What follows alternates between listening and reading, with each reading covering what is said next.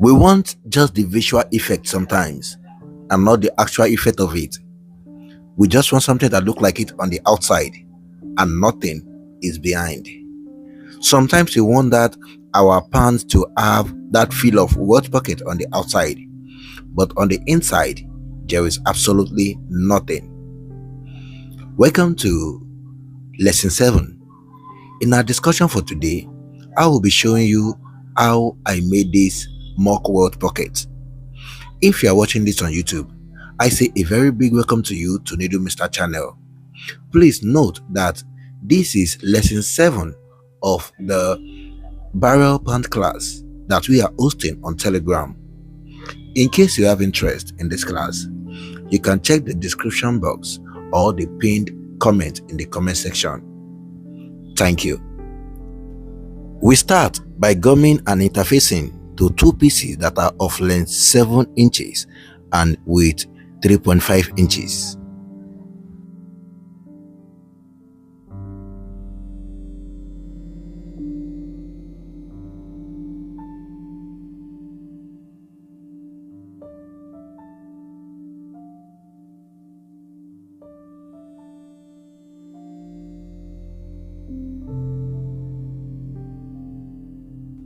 Then we are going to draw two parallel lines that are 0.25 inch apart.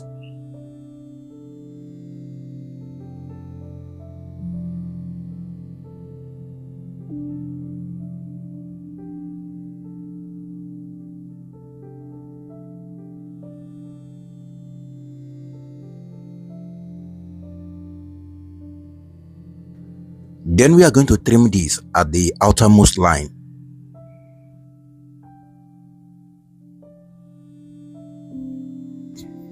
Then we will fold this into half to mark the midpoint. At this marked midpoint, we are going to set our tape rule at 2.5 inches to mark a word pocket that has length of 5 inches. Remember, the half of 5 inches is 2.5 inches. This we will do also on the second pieces.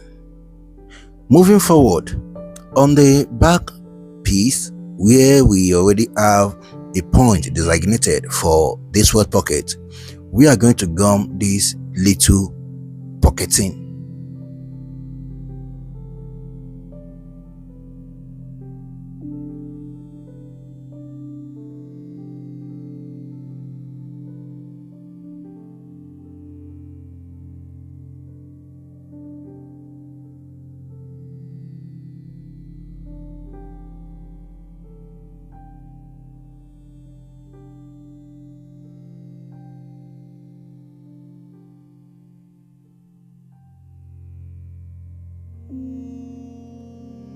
Then we are going to draw a straight line at both notch ends, then mark its midpoint. The reason for this is so that our weld pocket will be well centralized at this point. Like I always say, perfection will always beat speed, because people will only see your finishing, not the speed at which you get it done. It is very important that your stitches for this weld pocket start in within the designated area for it. If this requires you to use your hands and not leg to control the wheel of your stitches at the beginning and at the end, please do it.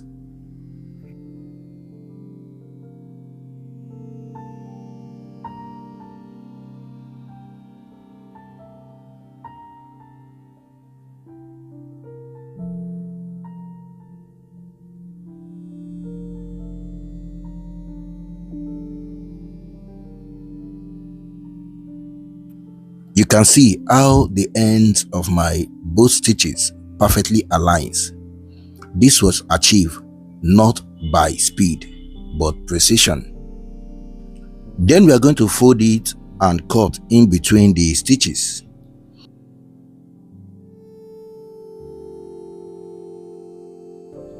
Please be very careful when notching both ends of your stitches. Make sure that your notch did not pass the end of your stitches, please. Very important, because here is where the beauty of your welt pocket lies.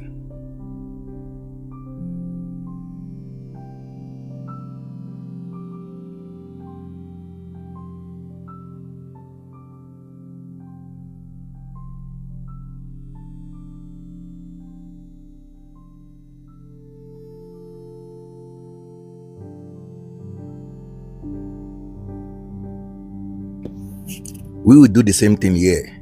Moving forward, we are going to take this to the table and press open the seams. And please take note of the mistake here. Do not make this mistake. It was a mistake when I was notching. Take note.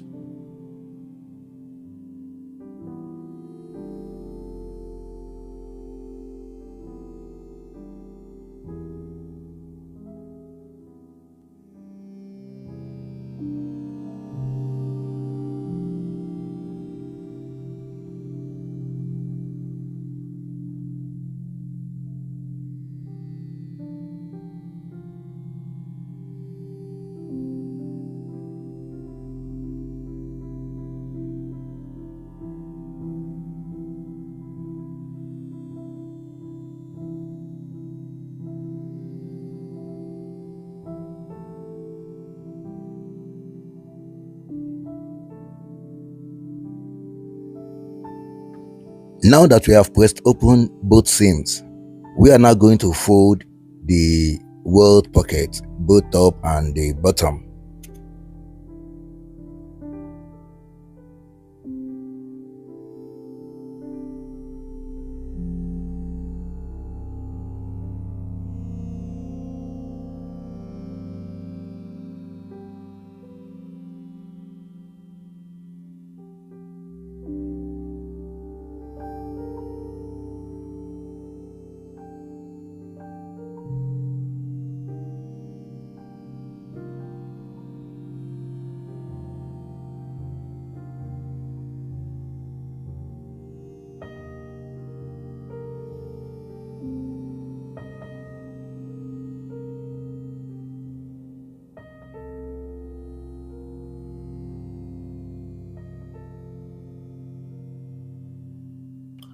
You can see for yourself how neat the welts are.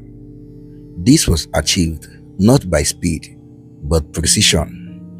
Whenever you are making a welt pocket, your focus should be coming out with something very clean, not speed.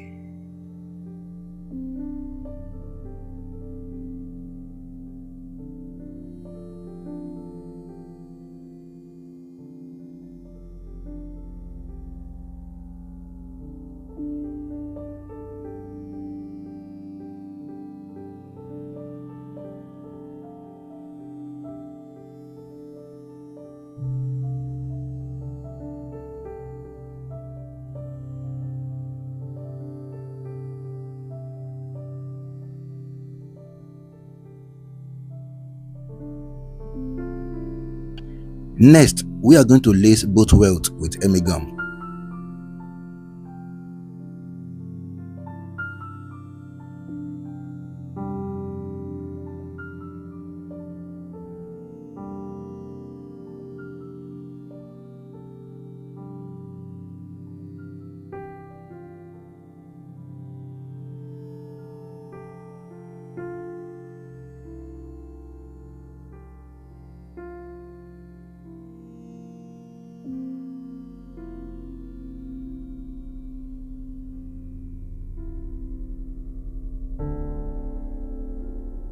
Next, I will take this to the sewing machine and sew both notches.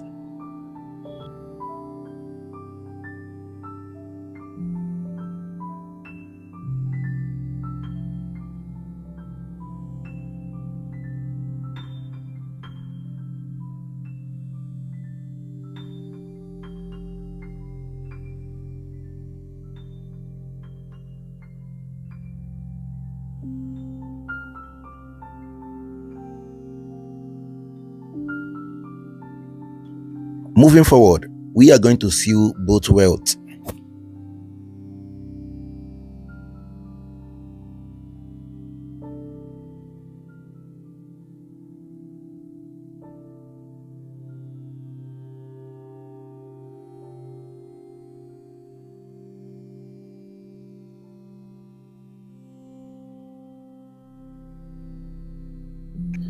Moving forward, we are going to stop at this point to make the mock welt pocket cover. In my hand here, I have a pattern that is of length 4.75 inches and height 2.5 inches. Please, I want you to do yours 3 inches. So you may be wondering, why am I doing a cover that is of length 4.75 inches for a welt pocket that is of length 5 inches? The answer is very simple. The thickness of your fabric also counts. If I cut a pattern that is 5 inches as long as the welt pocket, the cover will be forced into that welt pocket. It will cause tension around it. But a situation whereby I do 4.75 inches, the thickness of the fabric itself and that of the one I use for the welt pocket will all come together to make the cover seems to be perfect fit for the welt. Thank you. Now I am tracing the pattern on an interfacing.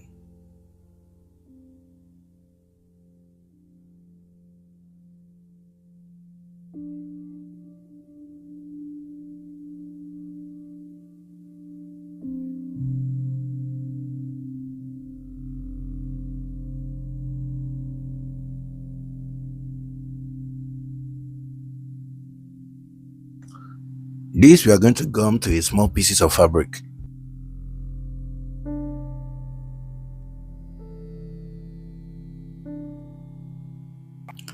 Then we are going to lay another small pieces under it to seal.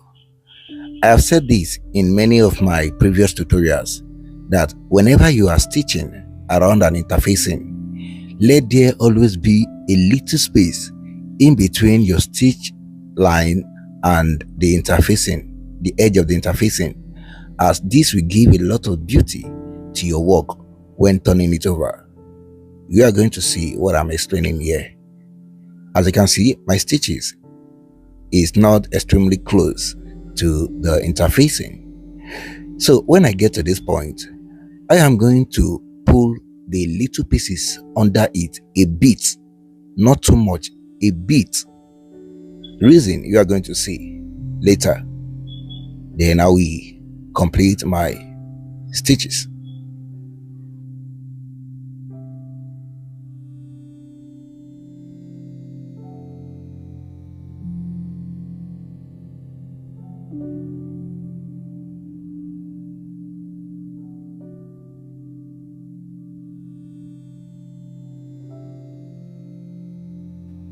Then we are going to iron this. Pay attention to how I'm using my hands to pull the part of this cover that doesn't have the interfacing gently to ensure that the fabric wraps around the interfacing perfectly. This beauty you are seeing right now wouldn't have been possible if I have stitched extremely close to the interfacing, or maybe I didn't do that gentle pull before I complete my stitches on the machine. Now I'm going to lace the edges with emi gum.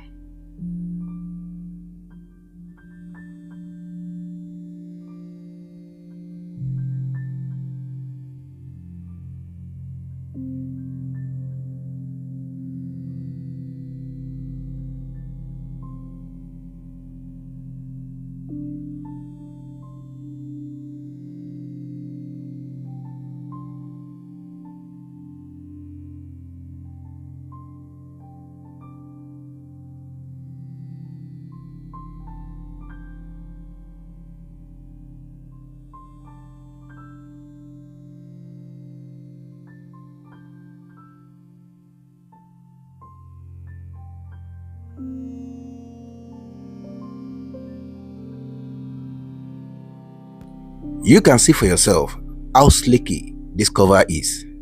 Please take note of every procedures that I mentioned to you. And if you are watching this video on YouTube and you are interested in the masterclass, you can check the description of this video or the pinned comment in the comment section for link to join the class. Thank you. The reason why I mentioned it to you that you should let the height of your own cover be 3 inches and not 2.5 inches that I did in this video, because When I wanted to stitch this cover to the word pocket, I want its height to be at least 2 inches after sewing. So you can imagine how difficult ½ inch will be to sew from the inside.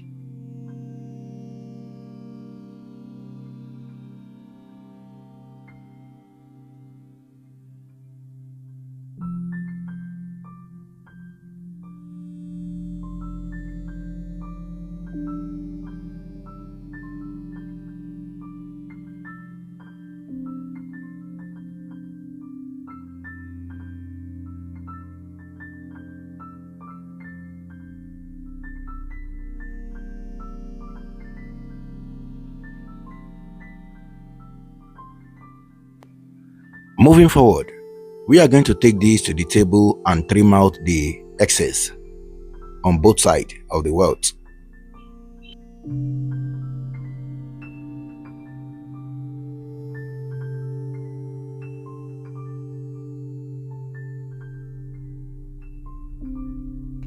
Now to cover it all up, because this is a mock welt pocket, not real one, we are going to lace it with emigun and lay a pieces on it like this.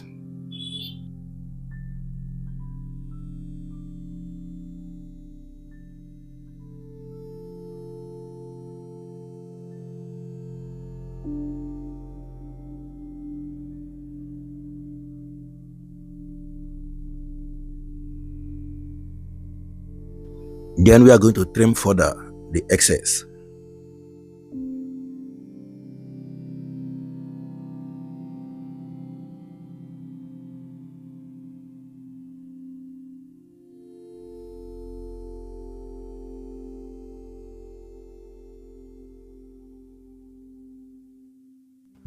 Moving forward, we will take it to the overlocking machine and overlock the edges.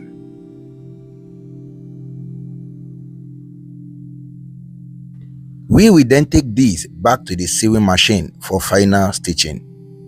Ladies and gentlemen, boys and girls, I believe you have derived a lot of value from this lesson 7. I will leave you here that you may practice what you've learned. Until we meet again in lesson 8, I say, keep on learning, keep on improving, and keep on sharpening your skill. Bye for now. And if you are watching this on YouTube, I say a very big thank you to you.